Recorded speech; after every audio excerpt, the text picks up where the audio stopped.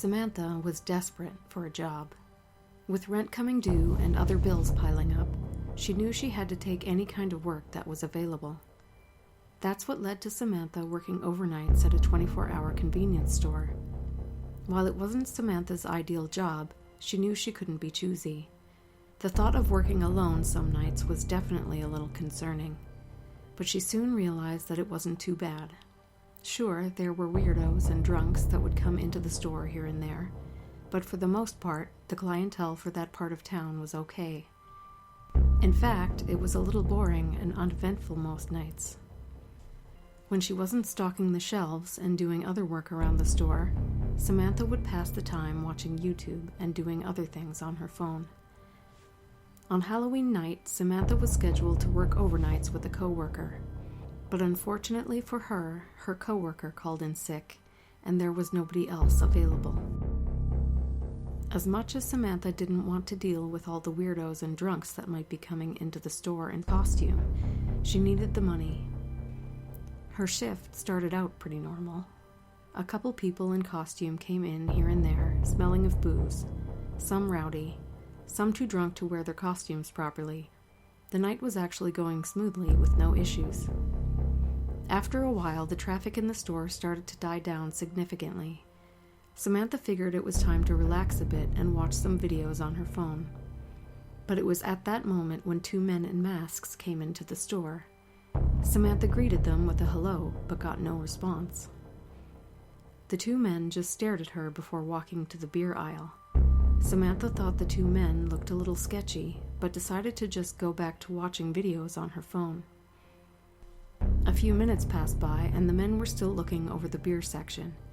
Wanting to keep an eye on them, Samantha watched the men closely on the security monitor on the counter. Every now and then, Samantha would notice the men switching from looking at the beer and looking over to her direction. Samantha started to get concerned, thinking the men were going to shoplift some beers. After a few more seconds of the men's suspicious behavior, they grabbed a case of beer and walked towards the cash register. Samantha nervously watched them as they approached. "Good evening, gentlemen. May I see some ID as well as you two removing your masks?" Samantha asked shakily. The two men didn't respond. They just looked at each other before one muttered the words, "She'll do. Let's do it." The masked man then dropped the case of beer on the floor, shattering the bottles, as he jumped over the counter. Samantha screamed as the masked man grabbed her and brandished a large knife. He pressed it against her neck. "Shut your mouth. Do as I say or I will cut your throat open," the masked man growled. Tears fell down Samantha's cheeks as the masked man guided her from behind the counter, seemingly to drag her to the back room of the convenience store. "Lock the door," the masked man yelled to his friend.